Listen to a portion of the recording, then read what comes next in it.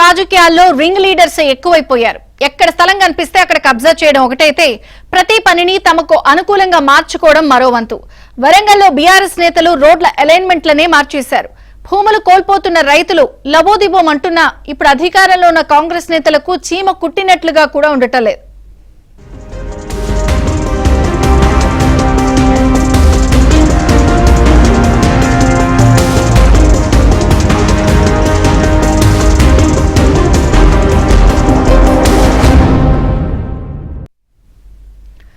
Warangal ring road భూబాధిత రైతుల సమస్య పరిష్కారం కాకపోవడంతో వారు ఆందోళన కొనసాగిస్తున్నారు. నెల రోజులుగా రోజుకో రీతిలో నిరసనలకు దిగుతున్నారు. నేతలు అధికారులు ఇస్తున్న హామీలు అమలు కావడం లేదని వాళ్ళు ఆవేదన చెందుతున్నారు. అయితే ఆ ఫైల్ ముఖ్యమంత్రి రేవంత్ రెడ్డి పరిశీలనలో ఉందని, త్వరలోనే సమస్యకు పరిష్కారం లభిస్తుందని వరంగల్ వెస్ట్ ఎమ్మెల్యే నాయిని రాజేందర్ రెడ్డి చెప్తున్నారు.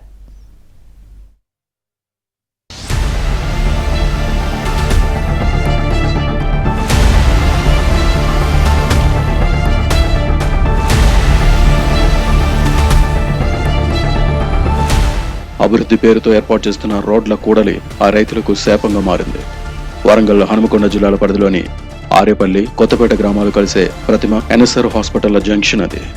ఓరుగల్లు ప్రాంత 6 జిల్లాల్లో ఎక్కడ లేని విధంగా ఒకే చోట నేషనల్ హైవే 163, గ్రేటర్ వరంగల్ 200 ఫీట్ల ఇన్నర్ రింగ్ రోడ్, 300 ఫీట్ల ఔటర్ రింగ్ రోడ్, 120, 100 ఫీట్ల రెగ్యులర్ రోడ్లతో పాటు మరో 2-3 రోడ్లు కేవలం 1/2 కిలోమీటర్ దూరంలో వస్తున్న జంక్షన్ కూడా అదే. ఏళ్ల తరబడి సాగుని నమ్ముకుని బతుకుతున్న దాదాపు 4 గ్రామాల రైతుల భూములు ఇప్పుడు ఏదో ఒక రోడ్డు కింద పోతున్నాయి. అయితే ఇవన్నీ కేవలం అభివృద్ధి కోణంలో కాకుండా గత ప్రభుత్వ హయాంలోని ఎంపీలు, ఎమ్మెల్యేల భూములకు డిమాండ్లు తీసుకొచ్చే క్రమంలో పోవడమే ఇప్పుడు రైతుల ఆందోళనకు కారణమవుతోంది.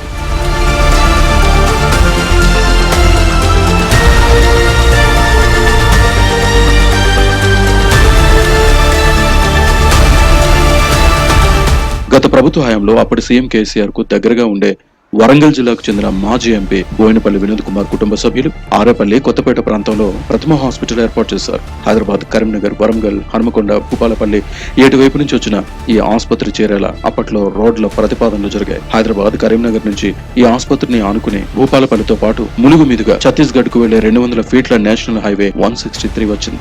గతంలో హనుమకొండ సిటీ నుంచి ములుగు వెళ్లేవారు 120 ఫీట్ల రోడ్డు మీదుగా హైవే ఎక్కడానికి ఇదే ఆసుపత్రి ప్రాంతాన్ని జంక్షన్ గా చేశారు. వరంగల్ సిటీ మీదుగా ఎనిమాముల మార్కెట్, కొత్తపేట మీదుగా వచ్చే 100 ఫీట్ల రోడ్ను ఇదే జంక్షన్ కు అనుసంధానం చేశారు.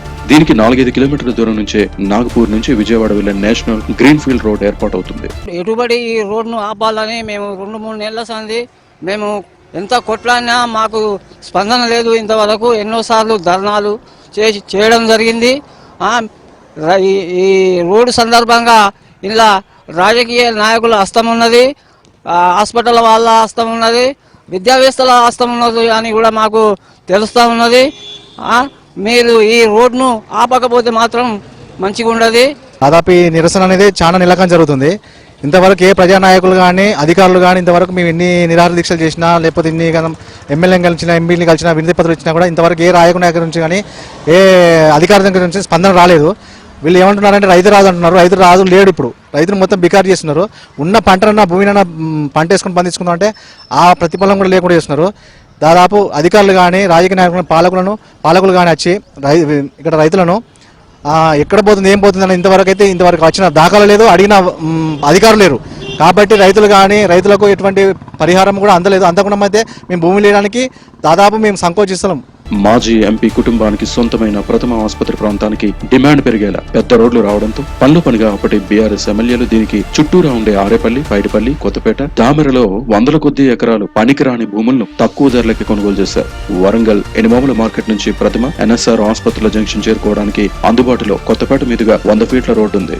అయినా సరే మాజీ ఎమ్మెల్యే దాస్యం వినయ్ భాస్కర్ భూములకు లాభం చేకూర్చడానికి దాని పక్క నుంచే మళ్లీ 200 ఫీట్ల బైపాస్ రోడ్డుకు అలైన్మెంట్ చేశారు. ఇది మళ్లీ మాజీ ఎంపీ హాస్పిటల్ జంక్షన్ చేరేలా రూట్ మారింది. పనిగా మరో లీడింగ్ హాస్పిటల్, ఓ ప్రైవేట్ స్కూల్ కు మేలు జరిగేలా రోడ్డును అడ్డదిడ్డంగా రైతుల సాగు భూముల్లోంచి తిప్పారు. కారణం అందులో పాత సుభాష్ చంద్రబోస్ ది.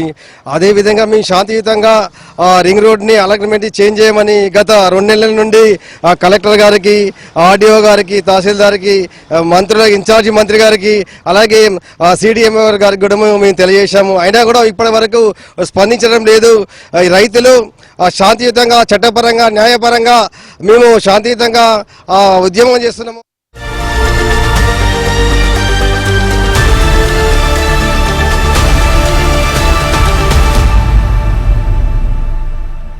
అడ్డదిడ్డంగా చేసిన అలైన్మెంట్ పైన ఇప్పుడు రైతులు ఆందోళనలు నిర్వహిస్తున్నారు. ఆ రోడ్డుకు అడుగు దూరం నుంచే ఇతర మాజీ ఎమ్మెల్యేల భూముల కోసం మళ్లీ 300 ఫీట్ల రోడ్డు ప్రతిపాదనలు పెట్టారు. ఆ భూముల సర్వే నెంబర్లను రోడ్ల కింద చూపడంతో వాటిని అమ్మడానికి, కొనడానికి, చివరకు ఇంటి నిర్మాణానికి కూడా పర్మిషన్ ఇవ్వట్లేదని రైతులు వాపోతున్నారు. 4 ఎకరాల తన భూమిని కోల్పోతున్న దయ్యాల రాజబీరయ్య అనే రైతు మానసికంగా కృంగిపోయి ఇటీవల గుండెపోటుతో మరణించాడు. దీంతో రైతుల ఆందోళనలు ఉధృతమయ్యాయి. సంక్రాంతి పండుగ రోజు కూడా రైతులు ఆందోళన చేశారు. పంట పొలాల్లోనే పిండి వంటలు చేసి నిరసన తెలిపారు. ఈ నెల 23న సుభాష్ చంద్రబోస్ జయంతి సందర్భంగా ఆయన విగ్రహానికి వినతి పత్రం ఇచ్చి నిరసన తెలిపారు. ఇప్పటికైనా ప్రభుత్వం స్పందించకపోతే ఇప్పటి వరకు శాంతియుతంగా చేసిన నిరసనలు ఇకపై రోడ్లపై చేస్తామని రైతులు హెచ్చరిస్తున్నారు. ఇప్పుడు కొత్తగా వచ్చేసి మా పంట పొలాల నుండి తీస్తున్నారు. ఈ పంట పొలాలు అనేది 2 పంటలు కూడా ఖచ్చితంగా పండుతాయి. అన్ని భూములకు కూడా నీటి సౌకర్యం ఖచ్చితంగా ఉన్నది. మాకు పాత వాళ్ళకైనా ముసలి వాళ్ళకైనా ఇప్పుడు బ్రతుకుతున్న మాకైనా కూడా పంటే జీవనాధారం. మాకు ఎలాంటి జాబులు కానీ ఏమీ లేవు. వ్యవసాయం తప్పితే మేము వేరే పని ఏమి చేయలేము. ఇప్పుడు కొత్తగా రాజకీయ నాయకులు ఏం చేస్తారంటే పాతగా ఉన్న రోడ్డును తీసేసి వాళ్ళకు అనుగుణంగా కొత్తగా మళ్ళా వాళ్ళకు అనుగుణంగా కొత్త రోడ్డును అనేది తీయడం జరిగింది. ఈ రోడ్డు వల్ల మా పంట 3 ఎకరాల పొలం మాది. మా పొలంలో మొత్తం భూమి దాదాపు మొత్తం 2 ఎకరాలకు ఎక్కువనే పోతుంది. అది పోయిందంటే మాకు జీవనాధారం ఏం లేదు. అది రోడ్డు వేరే తీరుగుండేది. ఇప్పుడు కాంగ్రెస్ ప్రభుత్వం తనను, ఎందుకంటే మేము ఆయన ఎంతో మాకు న్యాయం చేస్తాడని ఎన్నో మరి ఉద్దేశాలతో తనను గెలిపిస్తే ఈరోజు అధికారులు అధికార నాయకులు కలిసి అందరూ మాకు నష్టం చేయడానికి మళ్ళీ ఈ ప్లాన్ అంతా మార్చి మా భూములకెళ్ళి, విలువైన భూములకెళ్ళి 2 పంటలు మేము, ఇది మా నాన్న కాదు మా తాతల నుంచి ఉన్నది. మా నాన్న, మా తాతలు, మేము ఇప్పుడు కూడా 2 పంటలు పండించుకుంటూ ఎంతో కష్టపడి దీని మీద ఎంతో మేము ఉపాధి మేము కల్పించుకుంటా. మాకు చదువులు ఎక్కువ ఏం చదివించలేదు మా నాన్న వాళ్ళు. జాబులు ఏం లేవు. మా నాన్న వాళ్ళకు లేవు, మా తాతలు లేవు, మాకు లేవు ఇప్పుడు జాబులు. మా పిల్లలకు కూడా లేకుంటే ఇప్పుడు ఈ భూములు వాళ్ళు తీసుకుంటే మా పిల్లలు రోడ్డు మీద పడతాం, మేము కూడా రోడ్డు మీద పడతాం. రైతుల ఆందోళనపై వరంగల్ వెస్ట్ ఎమ్మెల్యే నాయని రాజేందర్ రెడ్డి స్పందించారు. సమస్య ప్రభుత్వం దృష్టిలో ఉందని, త్వరలో ముఖ్యమంత్రి సానుకూల నిర్ణయం తీసుకుంటారని చెబుతున్నారు. ఇప్పుడు మాస్టర్ ప్లాన్ అనేది కుడాల ఉన్నది, గవర్నమెంట్ ఉన్నది. ఈ 2-3 రోజుల్లో నెట్లో పెడుతున్నాం. గతంలో కొందరు దాంట్లో జిరాక్స్లో వాళ్ళకి అవసరంలో తీరుగా మార్చుకొని దాన్ని చేసుకొని పెట్టుకొని పర్మిషన్లు తీసుకొచ్చుకునే ప్రయత్నాలు చేసిండ్రు గతంలో. ఇప్పుడు దాన్ని ట్రాన్స్పరెంట్గా కుడాల కానీ, కలెక్టర్ ఆఫీస్లో కానీ, నెట్లో కానీ, కార్పొరేషన్ అందరి దగ్గర ఒకటే ప్లాన్ ఉంటుంది.